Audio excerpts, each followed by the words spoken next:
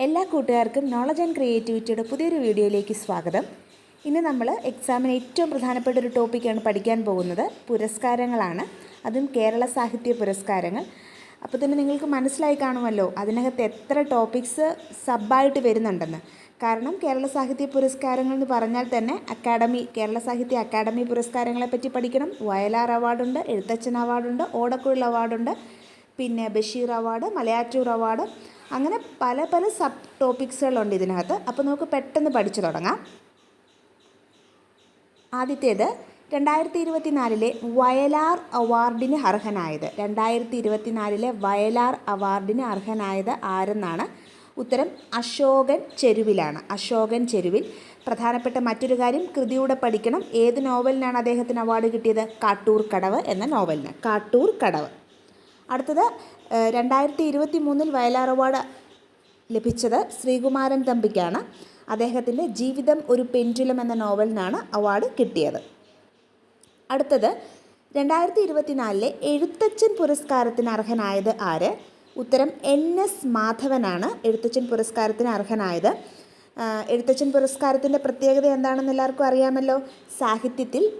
മലയാളത്തിൽ സാഹിത്യത്തിൽ കേരള സർക്കാർ നൽകുന്ന പരമോന്നത പുരസ്കാരമാണെന്ത്? എഴുത്തച്ഛൻ പുരസ്കാരം. 2023 അത് കിട്ടിയത് SK വസന്തനാണ്. 2024 ആർക്കാണ് കിട്ടിയത്? NS മാധവനാണ്. കേരള സർക്കാർ നൽകുന്ന സാഹിത്യത്തിലെ പരമോന്നത പുരസ്കാരമാണ് എഴുത്തച്ഛൻ പുരസ്കാരം. ഇനി നമ്മൾ പഠിക്കാൻ പോകുന്നത് കേരള സാഹിത്യ അക്കാദമി പുരസ്കാരങ്ങളാണ്. 2024 പ്രഖ്യാപിച്ചു 2023 പുരസ്കാരങ്ങൾ. അപ്പോൾ ഏതൊക്കെയാണെന്ന് നമുക്ക് നോക്കാം. ആദ്യത്തേത് നോവൽ വിഭാഗത്തിൽ ഹരിദാസ് സാവിത്രിക്കാണ് അവാർഡ് ലഭിച്ചത്. 2023 കേരള സാഹിത്യ അക്കാദമി അവാർഡ് നോവൽ വിഭാഗം ഹരിദാസ് സാവിത്രി. കൃതി ഏതാണ്? സിൻ എന്ന കൃതിയാണ്. അടുത്തത് കവിതാ വിഭാഗത്തിൽ കിട്ടിയത് കൽപ്പറ്റ നാരായണനാണ്. ഏത് കവിതയ്ക്കാണ്? തെരഞ്ഞെടുത്ത കവിതകൾ എന്ന കവിതയ്ക്കാണ് കൽപ്പറ്റ നാരായണന് കേരള സാഹിത്യ അക്കാദമി പുരസ്കാരം 2023 ലഭിച്ചത്. അടുത്തത് ചെറുകഥ N രാജനാണ് ലഭിച്ചത്. ഏത് ചെറുകഥയ്ക്കാണ് കിട്ടിയത്? ഉദയ ആർട്സ് ആൻഡ് സ്പോർട്സ് ക്ലബ്ബ് എന്ന ചെറുകഥയ്ക്കാണ് അദ്ദേഹത്തിന് അവാർഡ് ലഭിച്ചത്. അടുത്തത് നാടകം ഗിരീഷ് PC പാലം. അദ്ദേഹത്തിൻ്റെ E ഫോർ ഈഡിപ്പസ് എന്ന നാടകത്തിനാണ് അവാർഡ് ലഭിച്ചത്. ഗിരീഷ് PC പാലം. അടുത്തത് സാഹിത്യ വിമർശനം. ആ ഒരു ഇതിൽ കിട്ടിയത് P പവിത്രനാണ്. അദ്ദേഹത്തിൻ്റെ ഭൂപടം തലതിരിക്കുമ്പോൾ എന്ന കൃതിക്കാണ് സാഹിത്യ വിമർശനം ഇതിൽ അവാർഡ് കിട്ടിയത്, കേരള സാഹിത്യ അക്കാദമി പുരസ്കാരം ലഭിച്ചത്. അടുത്തത് ജീവചരിത്രം. ആ ഒരു ഇതിൽ കിട്ടിയത് K വേണുവിനാണ്. അദ്ദേഹത്തിൻ്റെ ഒരന്വേഷണത്തിൻ്റെ കഥ എന്ന കൃതിക്കാണ് ജീവചരിത്രം ആ ഒരു സെക്ഷനിൽ അദ്ദേഹത്തിന് അവാർഡ് ലഭിച്ചത്. അടുത്തത് വൈജ്ഞാനിക സാഹിത്യം എന്ന വിഭാഗത്തിൽ ലഭിച്ചത് B രാജീവനാണ്. അദ്ദേഹത്തിൻ്റെ ഇന്ത്യയുടെ വീണ്ടെടുക്കൽ എന്ന കൃതിക്കാണ് വൈജ്ഞാനിക സാഹിത്യ വിഭാഗത്തിൽ അദ്ദേഹത്തിന് അവാർഡ് ലഭിച്ചത്. ഓർക്കുക, B രാജീവൻ. അടുത്തത് യാത്രാ വിവരണമാണ്. ആ ഒരു വിഭാഗത്തിൽ അവാർഡ് ലഭിച്ചത് നന്ദിനി മേനോനാണ്. ആരാണ്? നന്ദിനി മേനോൻ. ഏതായിരുന്നു കൃതി? ആംചോ ബസ്തർ. മറന്നു പോകരുത്, ആംചോ ബസ്തർ. അടുത്തത് വിവർത്തന സാഹിത്യത്തിൽ ആ ഒരു വിഭാഗത്തിൽ അവാർഡ് ലഭിച്ചത് AM ശ്രീധരനാണ്. അദ്ദേഹത്തിൻ്റെ കഥാകഥികെ എന്ന കൃതിക്കാണ് വിവർത്തനം എന്ന വിഭാഗത്തിൽ കേരള സാഹിത്യ അക്കാദമി പുരസ്കാരം അദ്ദേഹത്തിന് ലഭിച്ചത്. ബാലസാഹിത്യം ഗ്രേസിക്കാണ് ബാലസാഹിത്യം വിഭാഗത്തിൽ അവാർഡ് ലഭിച്ചത്. പെൺകുട്ടിയും കൂട്ടരും എന്ന കൃതിക്കാണ് അവാർഡ് ലഭിച്ചത്. അപ്പം നമ്മൾ പഠിച്ചു വൈജ്ഞാനിക സാഹിത്യം B രാജീവൻ, യാത്രാ വിവരണം നന്ദിനി മേനോൻ, വിവർത്തനം AM ശ്രീധരൻ, ബാലസാഹിത്യം ഗ്രേസി. അടുത്തത് വിശിഷ്ട അംഗത്വം. അതായത് കേരള സാഹിത്യ അക്കാദമി പുരസ്കാരം 2023 വിശിഷ്ട അംഗത്വം നേടിയത് ആരൊക്കെയാണ്? MR രാഘവ വാര്യർക്കും CL ജോസിനുമാണ് ഈ ഒരു വിഭാഗത്തിൽ വിശിഷ്ട അംഗത്വം നേടിയത്. MR Raghava വാര്യരും CL ജോസും. ഇനിയുള്ളത് കേരള സാഹിത്യ അക്കാദമി പുരസ്കാരത്തിൽ സമഗ്ര സംഭാവനയ്ക്കുള്ള പുരസ്കാരം കൊടുക്കുന്നതിൽ അതിൽ ആർക്കൊക്കെയാണ് ആ ഒരു വിഭാഗത്തിൽ അവാർഡിന് അർഹരായതെന്നാണ്. KV കുമാരൻ, PK ഗോപി, ബക്കളം ദാമോദരൻ, പ്രേമ ജയകുമാർ, M രാഘവൻ, രാജൻ തിരുവോത്ത്. പഠിച്ചു വെക്കണം, വളരെ ഇമ്പോർട്ടൻ്റ് ആണ്.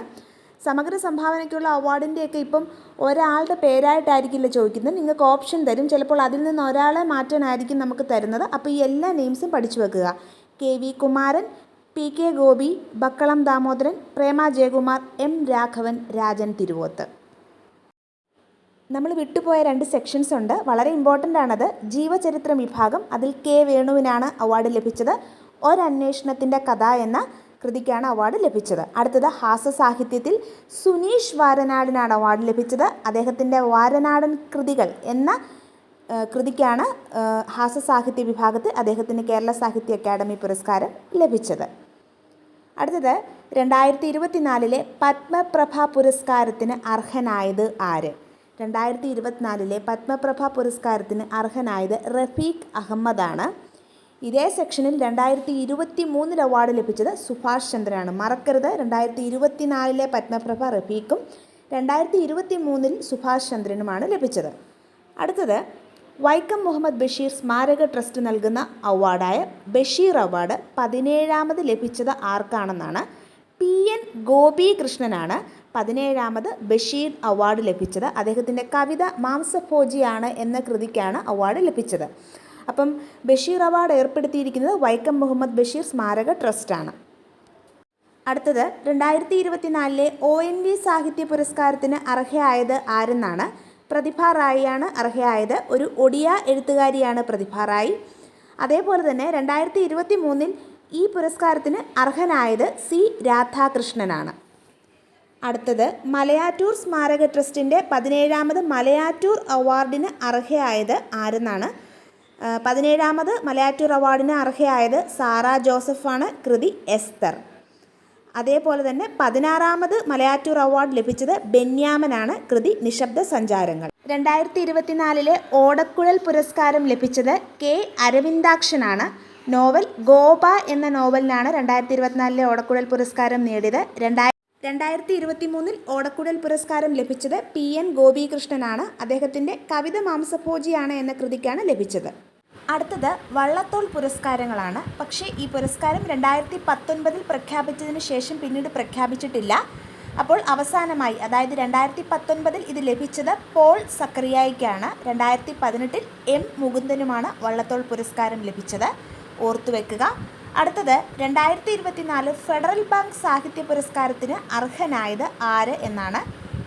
സന്തോഷ് കുമാറാണ് അർഹനായത്. കൃതി തപോമയിയുടെ അച്ഛൻ. 2023 ലഭിച്ചത് സാറ ജോസഫിനാണ്. കൃതി കറ. വളരെ ഇമ്പോർട്ടൻ്റ് ആയിട്ടുള്ള ടോപ്പിക്കാണ് കേരള സാഹിത്യ പുരസ്കാരം. എല്ലാവരും നന്നായി പഠിക്കുക. Thank you.